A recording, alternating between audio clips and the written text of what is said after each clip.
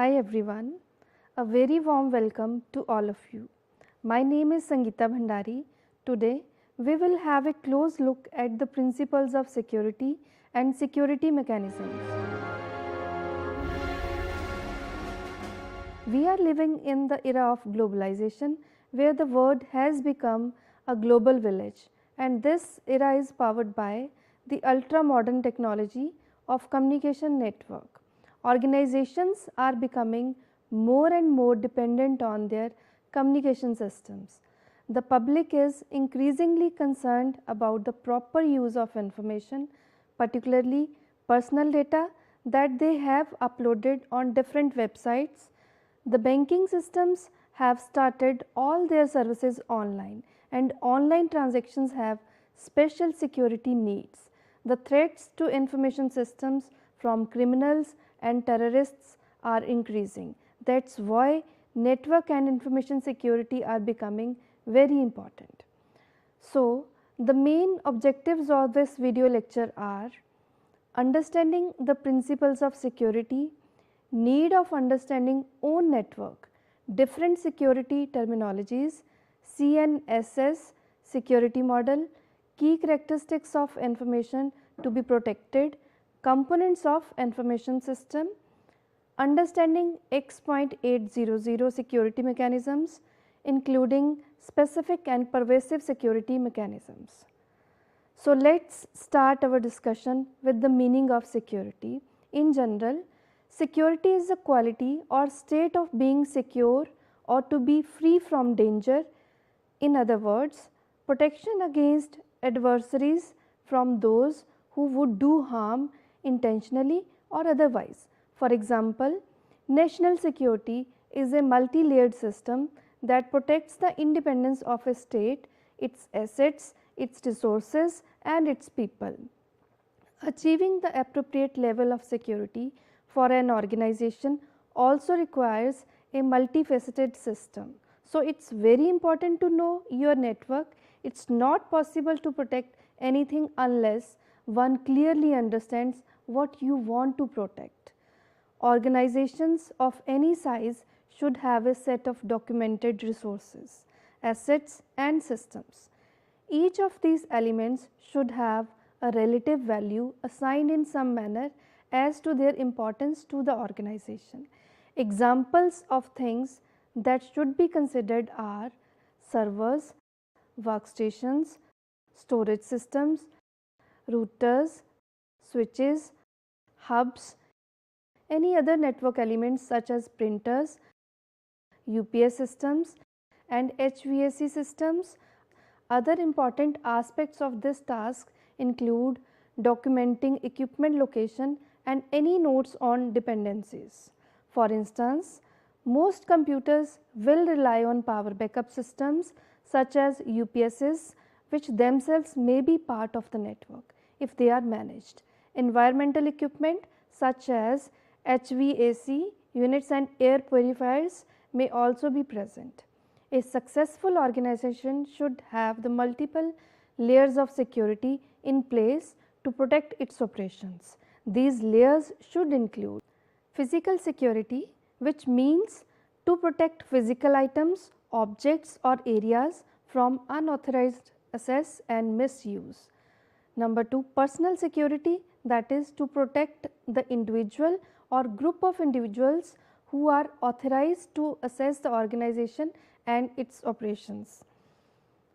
Operations security, which means to protect the details of a particular operation or series of activities. Next comes communication security, that is to protect communications media, technology and content. Then network security, which means to protect networking components, connections and contents. And at last, most important is information security, which means to protect the confidentiality, integrity and availability of information assets, whether in storage, processing or transmission. It is achieved via the application of policy, education, training and awareness and technology. The Committee on National Security Systems, that is CNSS, defines information security as the protection of information and its critical elements, including the systems and hardware that use, store and transmit that information. Figure shows that information security includes the broad areas of information security management, computer and data security and network security. The CNSS model of information security evolved from a concept developed by the computer security industry called the CIA triangle. The CIA triangle has been the industry standard for computer security since the development of the mainframe. It is based on the three characteristics of information that give it value to organizations, that is confidentiality, integrity and availability. The security of these three characteristics of information is as important today as it was always been, but the CIA triangle model no longer adequately addresses the constantly changing environment. The threats to the confidentiality, integrity and availability of information have evolved into a vast collection of events, including accidental or intentional damage, destruction, theft, unintended or unauthorized modification or other misuse from human or non-human threats. This new environment of many constantly evolving threats has promoted the development of a more robust model that addresses the complexities of the current information security environment. The expanded model consists of a list of critical characteristics of information, which are: number 1, characteristic is access, that is a subject or object's ability to use, manipulate, modify or affect another subject or object. Authorized users have legal access to a system, whereas hackers have illegal access to a system. Access controls regulate this ability. Number 2 characteristic is asset, which describes the organizational resource that is being protected. An asset can be logical, such as a website, information or data, or an asset can be physical, such as person, a computer system or other tangible object. Assets, and particularly information assets, are the focus of security efforts. They are what those efforts are attempting to protect. The third one is attack, which refers to an intentional or unintentional act that can cause damage to or otherwise compromise information and or the systems that support it. Attacks can be active or passive, intentional or unintentional, and direct or indirect.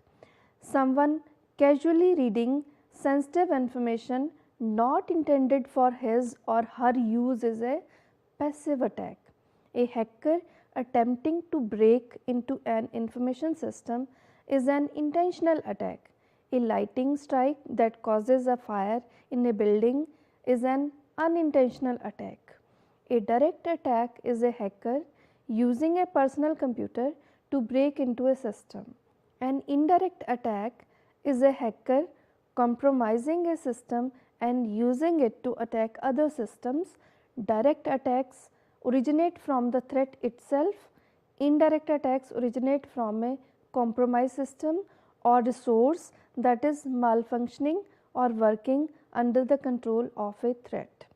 Fourth characteristic is control, safeguard or countermeasure, which refers to security mechanisms, policies or procedures that can successfully counter attacks, reduce risk, resolve vulnerabilities and otherwise improve the security within an organization. Fifth one is exploit, which is a technique used to compromise a system. This term can be a verb or a noun. Threat agents may attempt to exploit a system or other information asset by using it illegally for their personal gain, or an exploit can be a documented process to take advantage of a vulnerability or exposure usually in software that is either inherent in the software or is created by the attacker. Exploits make use of existing software tools or custom made software components. Sixth characteristic is exposure, that is a condition or state of being exposed. In information security, exposure exists when a vulnerability known to an attacker is present.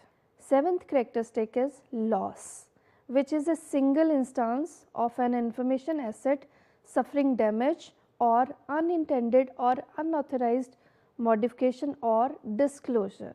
When an organization's information is stolen, it has suffered a loss. Eighth one is protection, profile or security posture, which refers to the entire set of controls and safeguards including policy, education, training and awareness and technology that the organization implements or fails to implement to protect the asset. The terms are sometimes used interchangeably with the term security program, although the security program often comprises managerial aspects of security including planning, personnel and subordinate programs. Ninth characteristic is risk, which is the probability that something unwanted will happen. Organizations must minimize risk to match their risk appetite, the quantity and nature of risk the organization is willing to accept. Next one is subjects and objects, which means a computer can be either the subject of an attack, an agent entity used to conduct the attack, or the object of an attack, the target entity. As shown in figure, a computer can be both the subject and object of an attack when, for example, it is compromised by an attack and is then used to attack other systems. Next comes threat, a category of objects, persons or other entities that presents a danger to an asset. Threats are always present and can be purposeful or undirected. For example, hackers purposefully threaten unprotected information systems while severe storms incidentally threaten buildings and their contents. 12th characteristic of information is threat agent, which means the specific instance or a component of a threat. For example, all hackers in the world present a collective threat, while Kevin, who was convicted for hacking into phone systems, is a specific threat agent. 13th characteristic, that is the last one, is vulnerability. Vulnerability is a weakness or fault in a system or protection mechanism that opens it to attack or damage. Some examples of vulnerabilities are a flaw in a software package, an unprotected system port and an unlocked door. Some well-known vulnerabilities have been examined, documented and published. Others remain latent or undiscovered. Now let us discuss components of an information system. As shown in figure, an information system is much more than computer hardware. It is the entire set of software, hardware, data, people, procedures and networks that make possible the use of information resources in the organization. These 6 critical components enable information to be input, processed, output and stored. Each of these information system components has its own strengths and weaknesses as well as its own characteristics and uses. Each component of the information system also has its own security requirements.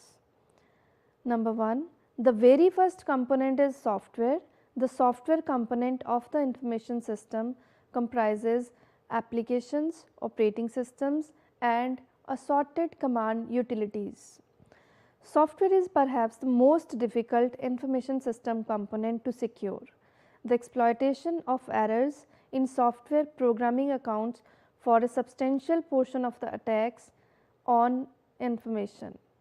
The information technology industry is rife with reports warning of holes, bugs, weaknesses, or other fundamental problems in software. In fact, many facets of daily life are affected by buggy software, from smartphones that crash or flawed automotive control computers that lead to recalls. Software carries the lifeblood of information through an organization. Unfortunately, software programs are often created under the constraints of project management, which limit time, cost, and manpower. Information security is all too often implemented as an afterthought rather than developed as an integral component from the beginning. In this way, software programs become an easy target of accidental or intentional attacks. Second component is hardware. Hardware is the physical technology that houses and executes the software, stores and transports the data, and provides interfaces for the entry or removal of information from the system. Physical security policies deal with hardware as a physical asset and with the protection of physical assets from harm or theft. Applying the traditional tools of physical security such as locks and keys restricts access to and interaction with the hardware components of an information system. Securing the physical location of computers and the computers themselves is important, because a breach of physical security can result in a loss of information. Unfortunately, most information systems are built on hardware platforms that cannot guarantee any level of information security if unrestricted access to the hardware is possible. Third component is data. Data stored, processed and transmitted by a computer system must be protected. Data is often the most valuable asset possessed by an organization, and it is the main target of the intentional attacks. Systems developed in recent years are likely to make use of database management systems. When done properly, they should improve the security of the data and the application. Unfortunately, many system development projects do not make full use of the database management system's security capabilities, and in some cases the database is implemented in ways that are less secure than traditional file systems. Fourth component in an information system is people. Though often overlooked in computer security considerations, people have always been a threat to information security. Unless policy, education and training, awareness and technology are properly employed to prevent people from accidentally or intentionally damaging or losing information, they will remain the weakest link. Social engineering can prey on the tendency to cut corners and the commonplace nature of human error. It can be used to manipulate the actions of people to obtain access information about a system. Fifth component is procedures. Another frequently overlooked component of an information system is procedure. Procedures are written instructions for accomplishing a specific task. When an unauthorized user obtains an organization's procedures, this poses a threat to the integrity of the information. For example, a consultant to a bank learned how to wire funds by using the computer center's procedures, which were readily available. By taking advantage of a security weakness, that is, by lack of authentication, this bank consultant ordered millions of dollars to be transferred by wire to his own account. Most organizations distribute procedures to their legitimate employees so they can access the information system, but many of these companies often fail to provide proper education on the protection of the procedures. Educating employees about safeguarding procedures is as important as physically securing the information system. After all, Procedures are information their own right. Therefore, knowledge of procedures, as with all critical information, should be disseminated among members of the organization only on a need to know basis. Important component is network. The information system component that created much of the need for increased computer and information security is networking.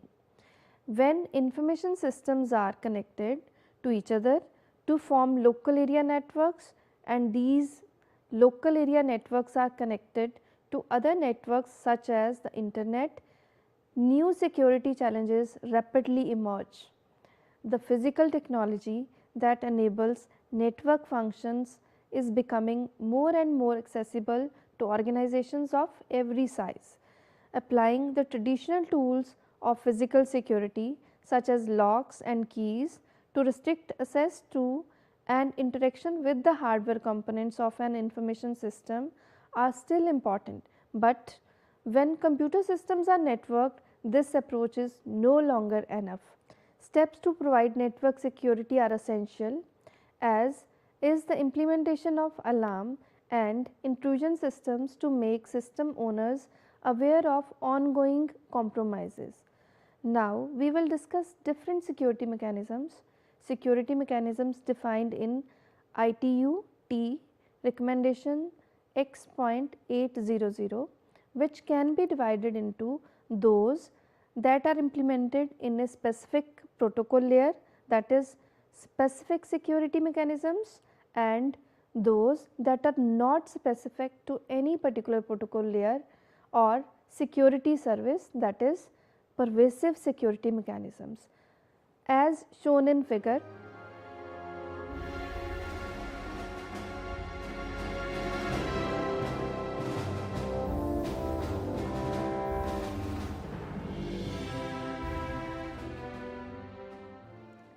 specific security mechanisms may be incorporated into the appropriate protocol layer in order to provide some of the OSI security services.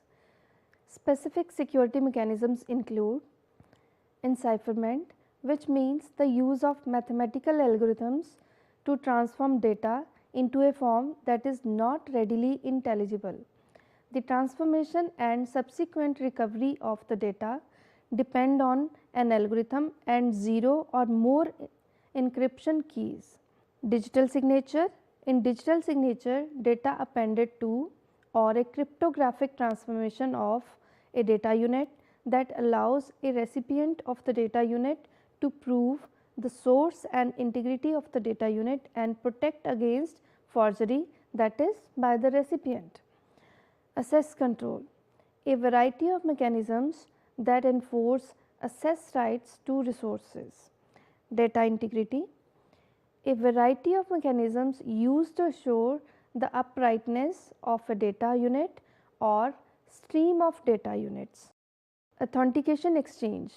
A mechanism intended to ensure the identity of an entity by means of information exchange. Then comes traffic padding, the insertion of bits into gaps in a data stream to frustrate traffic analysis attempts.